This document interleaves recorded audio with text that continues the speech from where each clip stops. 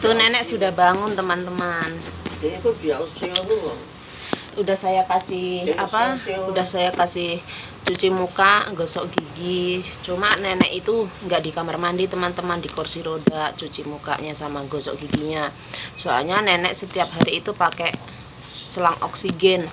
Karena dia kalau saya bawa ke kamar mandi, dia itu sering pingsan karena darahnya sama apa itu oksigennya itu kurang, terus darahnya itu kadang bisa sampai 80 gitu.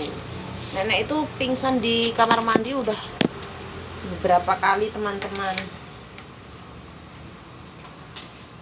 Jadi saya bisa lah, jadi saya udah nggak terlalu berani bawa nenek itu ke kamar mandi. Nah, dulu itu tensi darahnya itu sebenarnya nenek itu darahnya tinggi, tapi setelah dia melakukan cuci darah, itu darahnya langsung turun gitu. Pernah sekali waktu pertama kali dia darahnya itu turun 66. Dia pingsan di kamar mandi pertama kali. Tapi nenek itu udah sering pingsan waktu cuci darah gitu. Nah, pas di rumah pertama kali itu habis saya ajak pulang dari cuci darah itu mampir ke warung Indo buat makan malam gitu kan. Nah, sampai rumah itu di kamar mandi, dia itu katanya perutnya sakit. Saya bawa ke kamar mandi, tapi dia BAB-nya nggak keluar, tapi ternyata dia pingsan. Nah, waktu dia pingsan pertama kali kan saya nggak tahu gimana penanganannya gitu kan. Akhirnya ya udah kita panggil ambulan, dibawa ke rumah sakit. Tapi dibawa rumah sakitnya itu dibawa ke rumah sakit yang sebelah rumah saya sini kan ada tuh. Tapi rumah sakit yang kecil di situ katanya. Tapi darahnya, tensi darah nenek itu cuma 66. Nah, akhirnya disuruh rawat inap, terus katanya disuruh operasi jantung juga. Tapi karena usianya nenek udah tua, keluarga tidak mau nenek dikasih operasi. Tapi akhirnya saya ngomong ke nenek, kita bawa ke rumah sakit yang gede. Nah, dibawalah ke rumah sakit gede itu pakai ambulan juga teman-teman. Nah, di rumah sakit gede sana, di Taichung sana, ternyata di sana itu nenek tidak kenapa-kenapa dan juga tidak rawat inap, cuma cukup di UGD.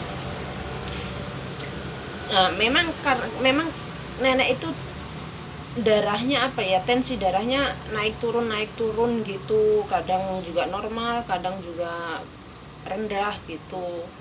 Akhirnya ya udah, kita habis dari UGD itu jam 4, kita dibawa ke sananya itu jam 9 malam sampai jam 4 pagi subuh gitu.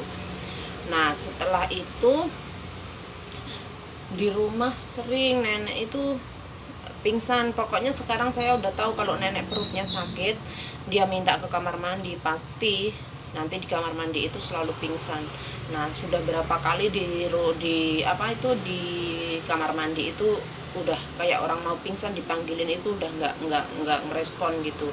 Tapi sekarang nggak dibawa ke rumah sakit, saya sudah tahu penanganannya gimana gitu. Akhirnya saya kasih oksigen, saya selang pakai oksigen itu, saya kasih selang oksigen itu.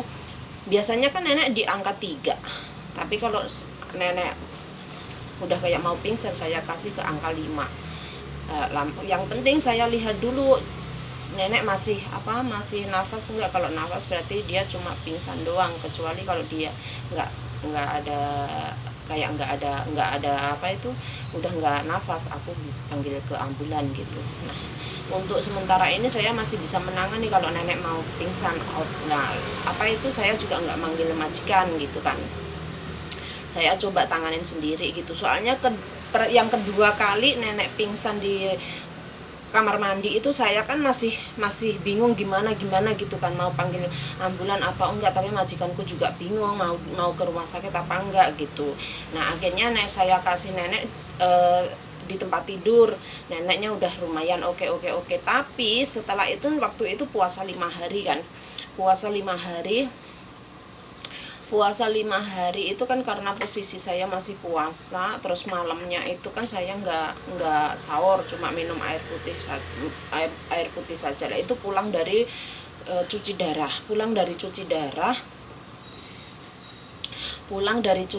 itu nenek juga gitu bilang, katanya perutnya sakit, minta ke kamar mandi terus gitu. Akhirnya di kamar mandi dia pingsan. Nah dia pingsan mungkin karena saya juga posisinya kaget juga, akhirnya kan apa ya, saya pusing, muntah, mual sembarang gitu. Akhirnya neneknya yang semakin baik, sayanya yang langsung drop, muntah, pusing. Akhirnya saya yang pingsan. Terus akhirnya dipanggilin ambulan, dibawa ke rumah sakit, ke UGD.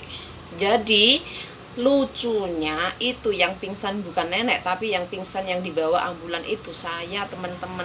Kan lucu gitu. Tapi alhamdulillah sekarang sudah agak mendingan, neneknya juga udah makannya udah sendiri gitu. Biasanya masih saya suapin, tapi sekarang udah sendiri tuh.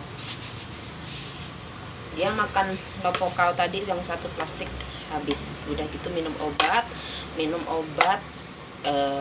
ke tempat tidur lagi, nonton TV. Udah gitu ya sudah, nanti nonton TV jam 9 sampai jam 10. Nanti jam 11 bangun, saya kasih mandi, makan, terus jam 12 nanti kita pergi ke cuci darah sampai jam 4 gitu. Kegiatan saya pagi ini sama nanti siang teman-teman. Tapi saya cuma bikin vlognya sampai pagi ini aja, karena nanti siang saya ada kegiatan di sebelah rumahnya nenek.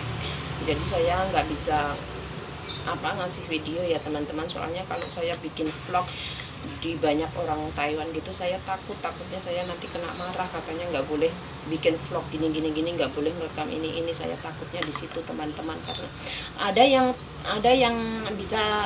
yang mau direkam, ada juga yang nggak mau direkam. Saya takutnya ditegur begitu teman-teman. Jadi kalau saya bikin vlog atau apa gitu, saya bikin vlog yang sewajarnya aja gitu teman-teman.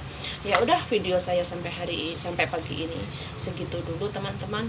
Minal aidin wal faidin, mohon maaf lahir dan batin. Jangan lupa like, subscribe, dan tonton. Assalamualaikum warahmatullahi wabarakatuh.